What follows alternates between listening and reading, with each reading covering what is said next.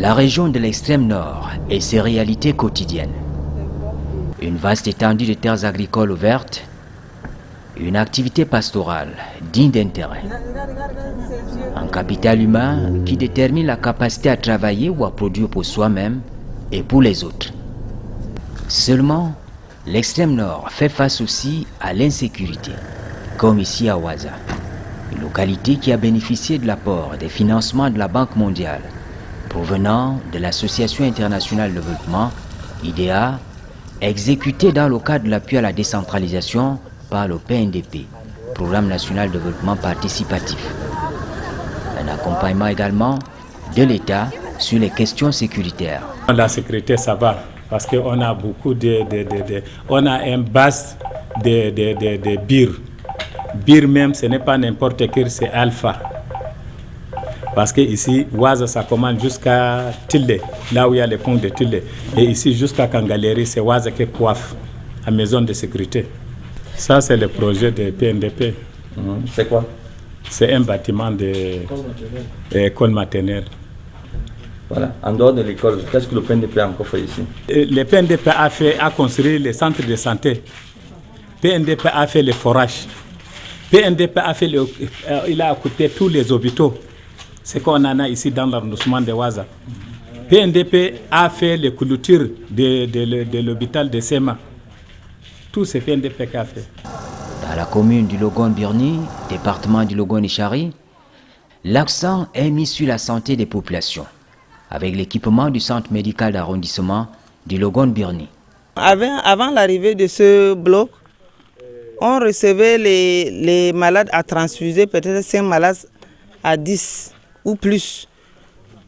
Et on envoyait les cas de césarienne sur Kousseri, au moins 3 malades à 5 malades par mois, puisque certains de nos malades venaient d'ailleurs. Bon, suite à la réalisation du bloc qui est là actuellement, nous pourrons gérer nos malades déjà sur place. Quand on était dans l'obscurité, on avait des difficultés à utiliser nos frigos. On allait sur Kousseri chercher les accumulateurs pour conserver nos vaccins.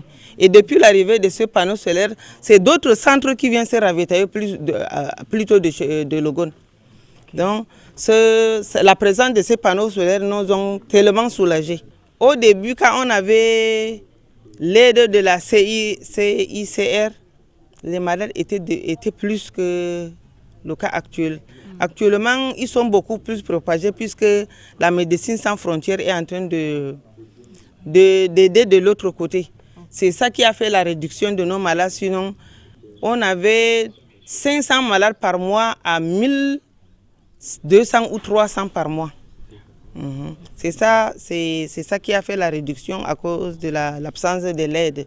C'est un soulagement pour non seulement le service médical de ce CMA, Centre médical d'arrondissement, mais également pour les populations. Parce qu'il arrivait qu'ils reçoivent des patients qu'il fallait automatiquement envoyer à Kousseri parce que le plateau technique n'était pas à la hauteur de faire certaines chirurgies. Or là, nous avons mis sur pied un bloc opératoire avec des salles d'observation et avec du matériel également. Ce qui fait qu'il y a des produits qui peuvent désormais être gardés là-bas sans problème, notamment les vaccins et bien d'autres produits. À côté de cela, que peut être un centre de santé sans l'électricité? Nous avons fait un champ solaire tout à côté qui permet désormais au centre médical et à la population de pouvoir se faire soigner sans beaucoup de soucis. Les efforts de développement local se concentrent également sur le volet eau et assainissement. Donc en gros, le problème ici, c'est la consommation d'eau qui est produite. Ici, on a 2 réservoirs d'environ 1500 mètres cubes de l'eau stockée. Immédiatement qu'il y a coupure d'énergie, Mokolo et le camp Minawao, avec une population d'environ 50 000 âmes, n'arrivent pas à avoir de l'eau. Et si ça dure 6 heures, vous imaginez une population de la commune de Mokolo qui produit de l'eau, qui n'arrive pas à avoir de l'eau. Donc, après notre investigation, on s'est rendu compte que le problème, c'est des produits fournir et installer un groupe de 275 kVA avec un inverseur qui va fonctionner autonome. Ça permet à ce que dès qu'il y a coupure d'électricité, le groupe va prendre le relais. Et en plus, les pompes doseuses qui dosent les chlores et tous les autres produits de traitement, dès qu'il y a une pompe qui tombe en panne, il va y avoir une pompe de relais. Donc voilà un peu en gros le projet ici. Et on a profité derrière toutes ces productions d'eau qui va arriver à Mokolo pour étendre aussi le réseau d'eau dans la ville de Mokolo sur environ 5000 mètres. À travers surtout le projet IDA, nous avons bénéficié de plusieurs projets en faveur de nos populations, que ce soit dans le domaine éducatif, dans le domaine social en général. Nous avons bénéficié de la construction des salles de classe, des centres de santé et également d'un grand projet d'envergure, surtout le renforcement du pompage du système d'eau au barrage de Mokolo qui alimente non seulement la ville de Mokolo elle-même, mais aussi d'autres arrondissements, notamment l'arrondissement de Koza, l'arrondissement de Soulé-des-Rois, et également le Mayo-Sava. Et nous sommes vraiment ravis. Le projet est en train déjà de tirer vers sa fin, mais nous remercions infiniment le PNDP à travers, n'est-ce pas, ce projet IDA, qui nous a financé à hauteur de plus d'1 milliard de projets d'investissement dans l'ensemble de Mokolo. Il n'y a qu'à dire vraiment un grand merci vraiment au PNDP et ses partenaires. L'insécurité a produit un mouvement important de personnes déplacées dans la région de l'extrême nord. Les financements de l'institution de la Banque mondiale, IDEA 18, adressent aussi la question des réfugiés, dans la perspective de réduire la pauvreté et améliorer la vie des démunis. Vous savez, depuis un certain temps, depuis 2015, nous sommes en train de vivre des situations un peu difficiles. Bon, la secte Boko Haram a toujours dérangé. Tel que vous êtes en train de voir cette population-là, c'est des gens qui sont déplacés. Ils sont venus vers nous s'installer. Parce qu'ici, au moins, il y a de la sécurité. Donc, vous êtes confronté à quel problème au quotidien? Il n'y a pas d'eau? Les problèmes, ils sont nombreux. Parce que la population, au départ, ici à Badé, nous étions à 15 000. Subitement, nous allons à 33 000. Vous voyez que finalement, le marché hebdomadaire, c'est le lundi. Alors, dès mardi, là, on se rend compte qu'il n'y a plus rien ici. Parce que la production est insuffisante, les produits qu'on envoie, ça ne tient pas. On est obligé d'aller se ravitailler le mardi. C'est vrai que les chantiers du Lagon de Chari ont connu un léger décalage par rapport à ceux du Diamaré ou du Mayo-Tchanaga. Mais aujourd'hui, tous ces chantiers sont lancés. Et nous allons prendre le cas, par exemple, de la mare de Ngamadja, dans la commune de Kousséri, pas loin de nous ici, qui atteint déjà un taux d'exécution de plus de 35%, avec une consommation de délai de 30%. Vous voyez qu'ils ont démarré, mais ils sont en train d'aller très très rapidement. Il y a les mares dans la commune de Goulfé, il y a 2 mares également là-bas, qui avancent aussi très très bien. Donc, en dehors de ces 2 projets, dans le Lagon de Chari, nous avons l'assainissement dans la ville de Blangois.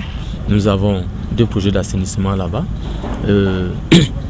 Nous avons un magasin de stockage qui a aussi commencé là à Kis et 2 routes que nous sommes en train de faire dans la commune de Lagon de Béni. La particularité, et ça il faut insister là-dessus, c'est que ces projets, c'est des projets qui emploient beaucoup de jeunes.